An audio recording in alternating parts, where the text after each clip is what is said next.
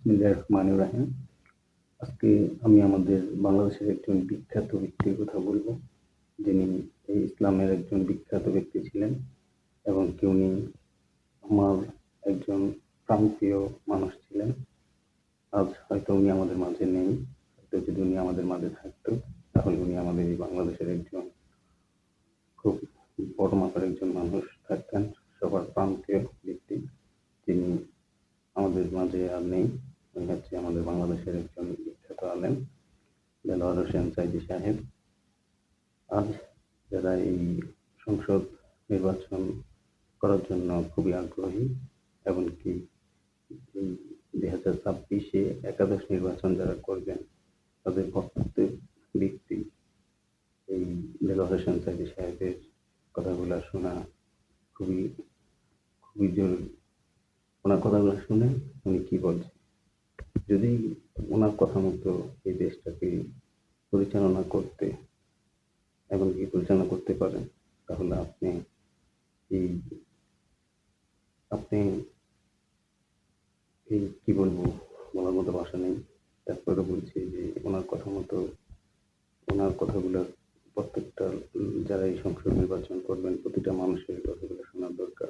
এমনকি যারা দেশের ক্ষমতাবান ব্যক্তি যারা রয়েছেন, এমনকি স্বপ্ন দেখছেন যে আপনারা দেশ পরিচালনা করবেন, প্রতিটা মানুষের মন দিয়ে আমাদের এই প্রাণপ্রিয় দেলোয়ার হোসেন সাঈদী সাহেবের কথাগুলা শোনা খুবই গুরুত্বপূর্ণ।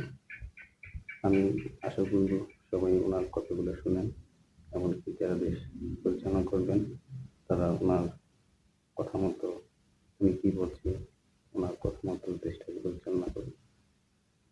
এই নিয়ে আমি হয়তো আরো কিছু বলবো নেক্সট ভিডিওতে ইনশাআল্লাহ। আমি এখন মাননীয় সংসদ সদস্য মাওলানা দেলোয়ার হোসেন সাঈদী সাহেবকে বক্তব্য রাখার জন্য অনুরোধ জানাচ্ছি। নাহমাদুহু ওয়া নুসাল্লি আলা রাসূলিহিল কারীম ওয়া আলা আলিহি ওয়া আসহাবিহি আজমাইন। আউযু বিল্লাহি মিনাশ শাইতানির রাজীম। বিসমিল্লাহির রহমানির রহিম। মাননীয় স্পিকার, আপনি এই মহান সংসদের স্পিকার হিসেবে নির্বাচিত হয় আমরা জাতীয় সংসদের পক্ষ থেকে আপনাকে অন্তরের অন্তঃস্থল থেকে মোবারকবাদ জানাচ্ছি। মাননীয় স্পিকার, আমি আজ এই সংসদে দাঁড়িয়ে ওই মহান আল্লাহ পাকের প্রশংসায় সেজদা অবনত হচ্ছি, যিনি 1 অক্টোবরের ব্যালট যুদ্ধের মাধ্যমে সুদীর্ঘ 5 বছরের দুঃশাসন, সীমাহীন দুর্নীতি, ইসলাম বিরোধী কর্মকাণ্ড, দেশব্যাপী ভয়াবহ সন্ত্রাসের মোকাবেলায় 4 দলীয় ঐক্য জোটের মহা বিজয় দান করেছেন এবং যার ফলশ্রুতিতে আজকে আমরা এই মহান সংসদে দাঁড়িয়ে কথা বলার সুযোগ লাভ করেছি। মাননীয় স্পিকার, আপনার মাধ্যমে আমি আমার অন্তরের অন্তঃস্থল থেকে দেশবাসীকে ধন্যবাদ জানাই। বিশেষ করে আমার নির্বাচনী এলাকা পিরোজপুর, নাজিরপুর, ইন্দুরকানীবাসী ভাই বোনদের প্রতি কৃতজ্ঞতা জানাই, যাদের অক্লান্ত পরিশ্রমে এবং মূল্যবান ভোটের মাধ্যমে আমি নির্বাচিত হয়ে মহান সংসদের সদস্য হওয়ার সুযোগ লাভ করেছি। মাননীয় স্পিকার, বাংলাদেশের 13 কোটি মানুষকে যারা পরিচালনা করবেন আজকে তারাই এই মহান সংসদে বসে আছেন। আমি আপনার মাধ্যমে তাদের উদ্দেশ্যে কিছু কথা বলতে চাই। জবাবদিহিমূলক সরকার, কল্যাণমূলক সরকার ও সুস্থ প্রশাসন, এই বাক্যগুলি আমরা প্রায় শুনে থাকি। এই বাক্যগুলির অর্থ সরকার স্বৈরাচার নয়, বরং জনগণের কল্যাণে জনগণ নিকট দায়বদ্ধ সরকার, যা আব্রাহাম লিঙ্কনের ভাষায় by the people, for the people, of the people. বর্তমান পৃথিবীতে মূলত গণতান্ত্রিক দেশে এখন সরকারকে বিবেচনা করা হয়। এরূপ সরকারের জনগণের সার্বভৌম ক্ষমতার উৎস হিসেবে বিবেচনা করা হয়, অর্থাৎ সংখ্যাগরিষ্ঠ প্রতিনিধিদের প্রণীত আইনই হল আইন এবং নির্বাচিত হবার পর সরকার হয়ে পড়েন সমগ্র জনগণের, আর বিরোধী দল হয় ছায়া সরকার। মাননীয় স্পিকার, সরকারকে সঠিক পথে পরিচালনার জন্য বিরোধী দলকে অপরিহার্য বিবেচনা করা হয়।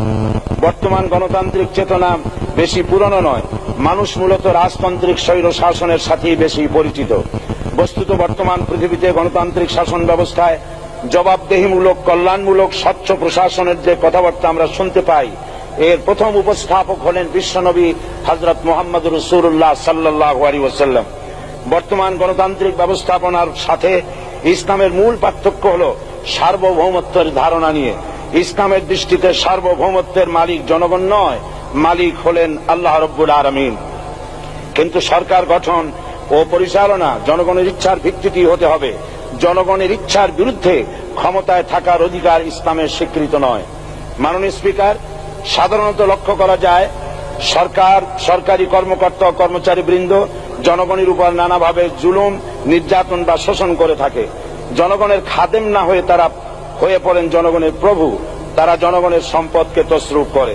এই অবস্থা থেকে মুক্ত করার জন্য রাসূল করিম সাল্লাল্লাহু আলাইহি ওয়াসাল্লাম সরকারি কর্মকর্তা ও কর্মচারীদের মধ্যে তীব্র দায়িত্ব অনুভূতি জাগ্রত করে তিনি বলেন, ঘুষ দাতা ও গৃহীতা উভয় জাহান্নামী।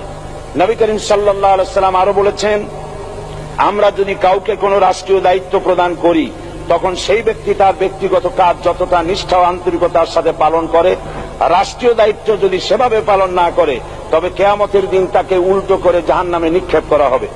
রাষ্ট্রীয় সম্পদ তসরুপের ব্যাপারে কঠোর হুঁশিয়ারি উচ্চারণ করে বিশ্বনবী মুহাম্মদ রাসূলুল্লাহ সাল্লাল্লাহু আলাইহি ওয়াসাল্লাম বলেছেন, রাষ্ট্রীয় দায়িত্ব পালনকারী কেউ যদি এক টুকরা সুতা বা তার চেয়েও ক্ষুদ্র কোনো জিনিস খেয়ানত করে তবে কিয়ামতের দিন খেয়ানতের বোঝা মাথায় করে তাকে উঠতে হবে। মাননীয় স্পিকার, আল্লাহ রসুল যে সরকার ব্যবস্থা প্রতিষ্ঠা করেছিলেন তা সত্যিকার অর্থে ছিল জনকল্যাণমূলক সরকার। তার সরকারে দায়িত্ব পালনকারী ব্যক্তিবর্গের মধ্যে চরম দায়িত্ব অনুভূতি জাগ্রত করে দেওয়া হয়েছিল। এটা সম্ভব হয়েছিল কেবলমাত্র আখিরাতের তীব্র বিশ্বাস ও মহান আল্লাহর দরবারে জবাবদিহিতার অনুভূতির মাধ্যমে। মানুষের নিকট জবাবদিহিতা পাশ কাটিয়ে যাওয়া যায়, কিন্তু আল্লাহর নিকট জবাবদিহিতা পাশ কাটানোর কোনো সুযোগ নেই। মাননীয় স্পিকার, নবী করিম সাল্লাল্লাহু আলাইহি ওয়াসাল্লামের সরকার ব্যবস্থাপনায় সবাই যেমন আইনের দৃষ্টিতে সমান অধিকার ভোগ করেছে, ঠিক তেমনি ভাবে রাষ্ট্রের নাগরিক হিসাবে সবারই মৌলিক চাহিদাসমূহ পূরণ হয়েছে। ঋণগ্রস্ত এতিম অসহায় জনগণ রাষ্ট্রীয় তহবিল থেকে সহযোগিতা লাভ করেছে। মূলত এটা জনকল্যাণমূলক সরকারের ধারণা বিশ্ববাসী তখনই প্রথম অবলোকন করে। মাননীয় স্পিকার, নবী করিম সাল্লাল্লাহু আলাইহি ওয়াসাল্লাম সরকারি কর্মকর্তাদের বিরুদ্ধে কোনো অভিযোগ পেলে তখনই ব্যবস্থা গ্রহণ করতেন। আইনের চোখে সবাই সমান এবং এ কারণেই শাসকদের আত্মীয় স্বজন কারো পক্ষে সম্ভব ছিল না জনগণের উপরে জুলুম করা। খলিফা ওমর রাদিয়াল্লাহু তাআলা আনহুর এক ছেলে অপরাধী প্রমাণিত হলে সে দণ্ডভোগ থেকে রেহাই পায়নি, এমনকি এতে তার মৃত্যুদণ্ড হয়েছিল। আবার খলিফা নিজেকে আইনের ঊর্ধ্বে মনে করতেন না, তাই বর্ম চুরির ঘটনায় আলী রাদিয়াল্লাহু তাআলা আনহু কাজীর দরবারে সাধারণ ফরিয়াদির মতো উপস্থিত হন। নিজের ছেলে ও চাকরের সাক্ষী যথেষ্ট না হয় কাজী খলিফার বিপক্ষে রায় দেন। এখানে বিচার বিভাগ ছিল সম্পূর্ণ স্বাধীন এবং শাসন বিভাগের নিকট তার কোনো দায়বদ্ধতা ছিল না। মাননীয় স্পিকার, এসব হলো ইতিহাস। মুসলমান আজ অনুসরণ করতে চায় না তাদের অতীতের গৌরবোজ্জ্বল কর্মপদ্ধতিকে। সে এখন কাফির মুশরিকদের কিরানক স্বার্থ পূজারী আখেরাতে জবাবদিহিতা শূন্য বাগাড়ম্বর এক জাতি। মাননীয় স্পিকার, যে জাতির এক পূর্বসূরি মাথায় আটার বোঝা বহন করে নিয়ে চললেন আর বলে গেলেন, মানুষ কেন ফোরাতের কূলে যদি একটি কুকুরও না খেয়ে মারা যায় তবে এই ওমর রাদিয়াল্লাহু তাআলা আনহুকে কিয়ামতের দিন আল্লাহর দরবারে জবাবদিহি করতে হবে। আর আজ সেই জাতির দায়িত্বশীলরা জনগণকে অভুক্ত রেখে তাদের মুখের গ্রাসে ভাগ বসায়।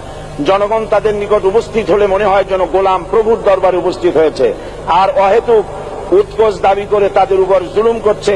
আর আল্লাহ পাক জালিমকে কখনোই পছন্দ করেন না। মাননীয় স্পিকার, আমি দৃঢ়ভাবে আশা করি এই অবস্থা কাটিয়ে উঠে আমরা রাসূল করিম সাল্লাল্লাহু আলাইহি ওয়াসাল্লাম কর্তৃক প্রদর্শিত রাষ্ট্র ব্যবস্থার অনুসরণ করে একটি সুখী, সমৃদ্ধশালী, আধুনিক ইসলামী রাষ্ট্র পরিণত করে বাংলার প্রিয় জন্মভূমি বাংলাদেশকে আজ গোটা বিশ্বব্যাপী শোষণ, নির্যাতন, হানাহানি, অশান্তির মধ্যে, তাই আজ পৃথিবীর অধীর আগ্রহে অপেক্ষা করছে ইসলামের আলোকে এমন এক রাষ্ট্র ব্যবস্থার যেখানে দায়িত্বশীলরা আল্লাহ তাআলার কাছে জবাবদিহিতার পাশাপাশি জনগণ নিকটও জবাবদিহি করতে বাধ্য হবে। মাননীয় স্পিকার, অনেক ত্যাগ ও তিতিক্ষার রক্তের বিনিময়ে গড়ে উঠেছে আমাদের গণতান্ত্রিক প্রতিষ্ঠান এই জাতীয় সংসদ। এই সংসদের সম্মান রক্ষা করার দায়িত্ব আমাদের সবার। গণতান্ত্রিক চর্চা, গণতন্ত্র প্রতিষ্ঠার স্বার্থে আমি আজ প্রধান বিরোধী দল আওয়ামী লীগকে সকল হিংসা, বিদ্বেষ ও পরাজয়ের গ্লানি ভুলে গিয়ে সংসদে যোগদানের উদাত্ত আহ্বান জানাচ্ছি। পরিশেষে আমি আপনার মতো সর্বজন শ্রদ্ধ একজন মার্জিত ও সুশিক্ষিত ব্যক্তিকে এই মহান সংসদের স্পিকার হিসাবে লাভ করে আমরা আনন্দিত হয়েছি। আমাদের সংবিধানের সংরক্ষণ, সমর্থন ও নিরাপত্তা বিধান এবং আপনার অভিভাবক সুলভ নিরপেক্ষ আচরণ ও সংসদকে ধন্য করবে বলে আমরা বিশ্বাস করি। আপনাকে ধন্যবাদ। আসসালামু আলাইকুম ওয়া রাহমাতুল্লাহ। মাননীয় সদস্য মাওলানা দেলোয়ার হোসেন সাঈদী সাহেবকে আপনার তথ্যপূর্ণ ইসলামিক মূল্যবোধ সহ মূল্যবান বক্তব্যের জন্য ধন্যবাদ।